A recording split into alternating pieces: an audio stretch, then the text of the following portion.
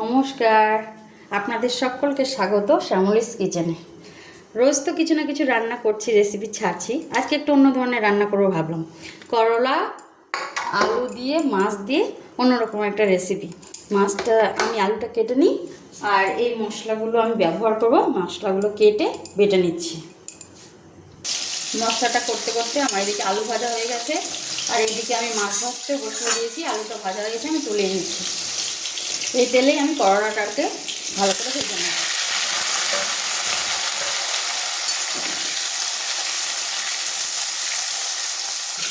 দেখুন এই করলাটার কী অবস্থা। আর একটু ফ্রাই হয়ে গেলে আমি করলাটা নেমে নেব। এই সময় একটু সামান্য আমি লবণ অ্যাড করছি, তবে ভাজার সঙ্গে সঙ্গে সেদ্ধটা ভালো হয়ে যাবে।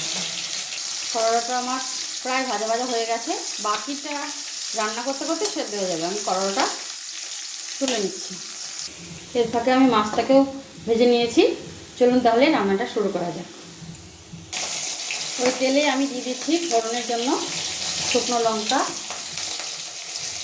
একটু জিরে, এর মধ্যে দিয়ে দিচ্ছি বেটে রাখা মশলাটা।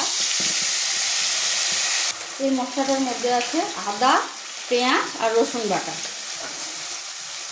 এবারে একটু জিরে গুঁড়ো দিচ্ছি, একটু লঙ্কার গুঁড়ো দিচ্ছি, একটু লবণ, পরিমাণ মতো হলুদ গুঁড়ো। মশলাটাকে আমি ভালো করে কষিয়ে নেব।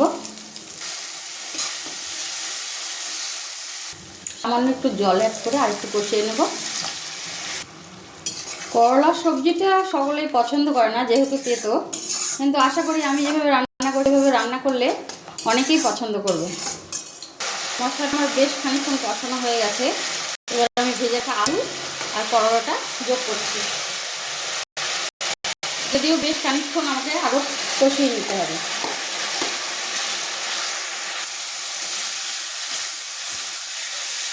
বেশ খানিকক্ষণ কষিয়ে নিয়েছি। যে তেল ছাড়তে শুরু করেছে মানে আমার কষানো হয়ে গেছে।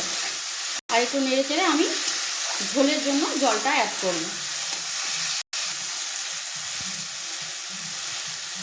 আলুটাও সেদ্ধ হয়ে গেছে আমার, করলাও পুরোপুরি সেদ্ধ হয়ে গেছে। পরিমাণ মতো জল দিয়ে দিচ্ছি। ঝোলটা ফুটতে ফুটতে আমি একটা কাজ করে নিই। আমি একটা মাছ ভেঙে কাটা বেছে মিশিয়ে দেবো, আর এগুলো গোটা দেবো। দাঁড়া দেখাচ্ছি। এবার আমি মাছটাকে অ্যাড করে দিচ্ছি। এগুলো আমি গোটা পিছিয়ে রাখবো আর কি। আর এটা আমি বেছে নিয়েছি কাটা, এটাতে টেস্টটা বাড়বে, তার জন্য আমি একটা মাছ এভাবে দিলাম। করলা আলু মাছের ঝোলটা আমার প্রায় রান্না কমপ্লিট। এবার আমি নামিয়ে আপনাদের দেখাচ্ছি। দাঁড়ান, আমার করলার সবজি রেডি। আপনাদের কেমন লাগলো অবশ্যই জানাবেন কমেন্টে। আর পারলে একবার নিজেরাও ট্রাই করে খেয়ে দেখবেন ছোটো বাচ্চারাও একটু করে হলেও করলা খেতে শিখবে। তাহলে আজকের মতো এখানেই, টাটা।